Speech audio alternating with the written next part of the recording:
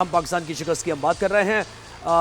शुएब भाई कुछ कहना चाह रहे हैं, कोई टेक्निकल पॉइंट है? शुएब भाई क्या एनालिसिस आपका कह रहे हैं? 11 ओवर के अंदर सिर्फ एक ओवर ऐसा पाकिस्तान ने खेला जिसमें 11 रन बने थे।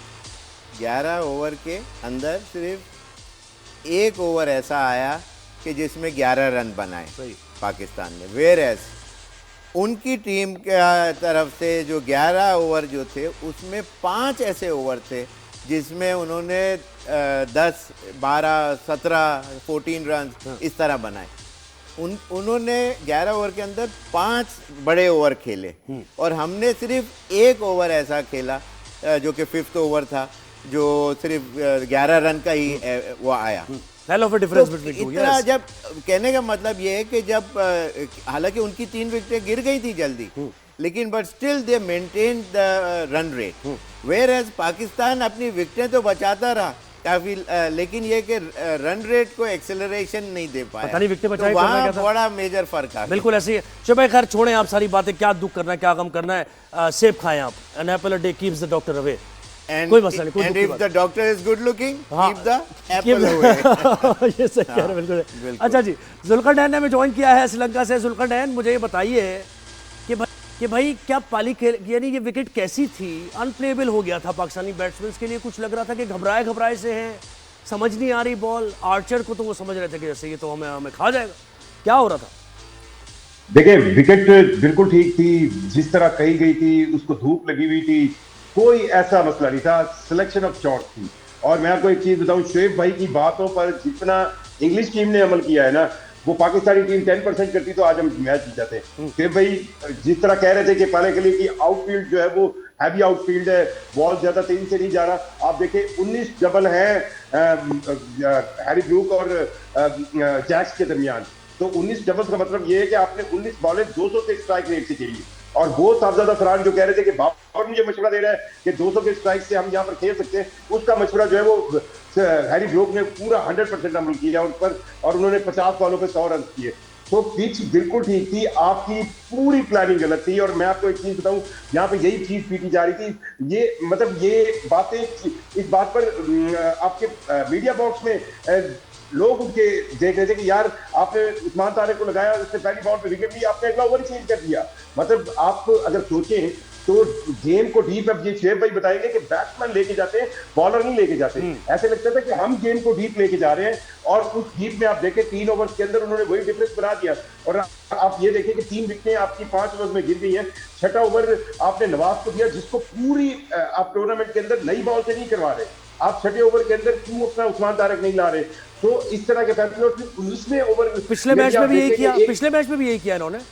एग्जैक्टली यही किया ना। आप देखिए ना, ये इस तरह की फॉल्ट है कप्तानी के। आपको मतलब मैं तो अब कंपैरिजन करता हूं। जुल्करनैन देखिए, हम भी जानते हैं और आप भी जानते हैं, आप भी कवर कर रहे हैं, हमें पता है कि क्या तरीके होते हैं, क्या क्राफ्ट है ये, कि खिलाना भी है किसी लड़के को और उसको एक्सपोज भी करना है, उसको टीम में रखना है, परफॉर्मेंस ना हो, किस तरीके से उसको बचा के चलना है, ये सारी ट्रिक्स हमें पता है। और शुएब भाई का बात कर रहे थे ना, शुएब भाई उर्दू में ये तज्जिए दे रहे हैं, लेकिन पता नहीं क्या कर रहे हैं आपके राब्ते। शुएब भाई क्या वहाँ इंग्लैंड में वैसे हैं, तो क्या अंग्रेजी में उन्हें आप मशवरे दे रहे हैं जो वो समझ रहे हैं बात आपकी, हमारे नहीं समझ रहे ना। आर्टिफिशियल इंटेलिजेंस वो कॉपी उनके पास पहुंच जाती है इंग्लिश की। सही कह रहे हैं। देखिए, प्रोफेशनल जो होते हैं वो ऑन द स्पॉट डिसीजन लेते हैं और उसका फ़ायदा उठाते हैं।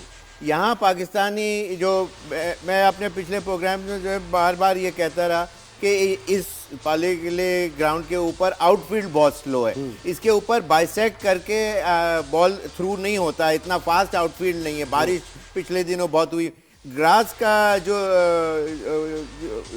वो है थिकनेस जो है वो भी बहुत ज्यादा मोटी ग्रास है, वरना एक होती है बिल्कुल फाइन ग्रास, बिल्कुल फाइन होती है, बिल्कुल। यहाँ मोटी घास नहीं करता है, पत्तों की तरह इतना मोटा उसका ग्रास है।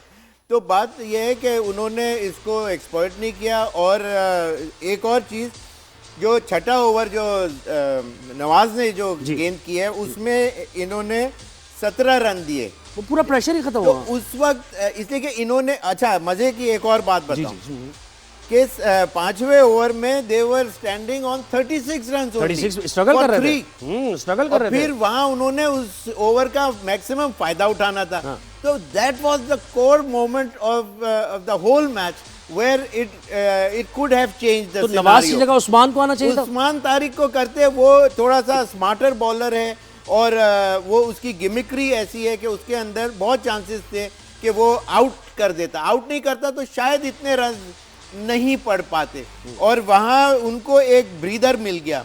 They could breathe easy after the 6th over. They were standing on 53 runs rather than they was और batting. देखिए सॉल्ट उनका जबरदस्त हार्ड हिटर है, वो 0 पे चला गया। वो तो अफरीदी ने उनको सारों को आउट कर दिया शुरू में, लेकिन जो कहने की बात है 36 रन थे 5 ओवर में, और वहां से जंप अप करके 53 के ऊपर आके खड़े हो गए, तो वो फिर वापस स्टेडी खेलना शुरू गए। अगले 2 ओवर आए 5-5 रन के, फिर 9, फिर 10, फिर 17, तो मतलब उनका स्टेबिलिटी आ गई टीम के अंदर। वो एक ओवर से इतना फर्क पड़ सकता है। बिल्कुल एक ओवर से। और आप देखें ना कि ब्रूक ने सिर्फ 100 उसके नजर आ रहे हैं, बाकी तो 0, 2, 8, 2, 16, 26, 0, 1, 5 सिर्फ, यानी Harry Brook game off season के लिए गया। हाँ उन्होंने, अच्छा इसमें एक और उसकी बैटिंग तारीफ तो अपनी जगह है ही कि बहुत ही आउटस्टैंडिंग खेले सब कुछ, लेकिन उन्होंने जब 36 बॉलों में किए हुए थे,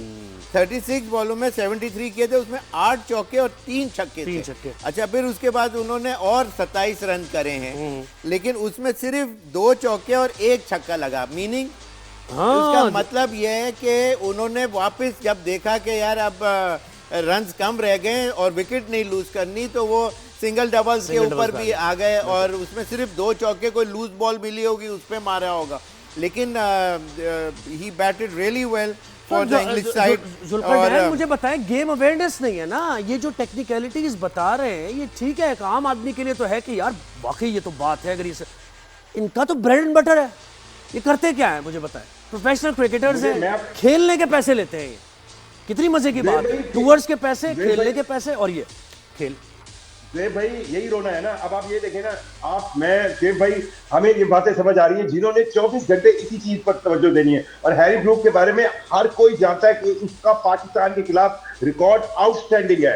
उसका पिछला हाईएस्ट भी T20 में पाकिस्तान के खिलाफ है, 2022 में उसने पाकिस्तान के खिलाफ डबल ट्रिपल सेंचुरियां मारी हुई। मतलब एक ऐसा बंदा जिसको आपको पिन पॉइंट करना चाहिए था, आप नहीं कर सके। और शेर भाई जैसे बता रहे हैं, आप ये देखें कि 3 उनकी विकेट गिरी हुई थी, लेकिन हैरी ब्रूक बाहर निकल कर खेल रहे थे, और 11वें ओवर तक की उसकी गेम कुछ और थी। और जैसे ही आपने उस्मान तारिक को दोबारा लगाया, स्पिन अटैक को लगाया, वो डबल की गेम पे, सिंगल डबल की गेम पर ऐसे आए, और आप उनकी फिटनेस चेक करें। मैं यही कह रहा हूं कि वो जो पैच था, उनको पता था कि हमें उस्मान तारिक के ओवर तो डीप पे जाकर बहुत मुश्किल से उसमें हमारे पास कम रन आएंगे, तो वो उस लिहाज से। अब हम ये करते हैं कि अब हम कोच के लिए एक एडवर्टाइजमेंट देते हैं कि ऑस्ट्रेलिया से कोई हमारा कोच होना चाहिए, कोच होगा अच्छा तो फिर हमारी टीम अच्छी होगी। क्या ख्याल है आपका? न्यूजीलैंड के किसी जर्नलिस्ट को ये इंटरव्यू देगा, फिर बातें आएंगी, ये कहेगा कि मुझे किसने कहा था कि बाबर आजम को अपने हर हाल में खिलाना है, मुझे किसने कहा था कि शादाब को नहीं निकालना और इब्रार को बाहर करना है, जिससे 40 मैचेस के अंदर 26 मैच जितवाए हुए हैं। मतलब आप इब्रार और उस्मान तारिक का कॉम्बो चलाएं। भाई अबरार को ही खिला देते आप, आपने जो 3 रेलू कट्टे खिलाए हैं, इसकी जगह अबरार को खिला दे। जुकरन बहुत शुक्रिया।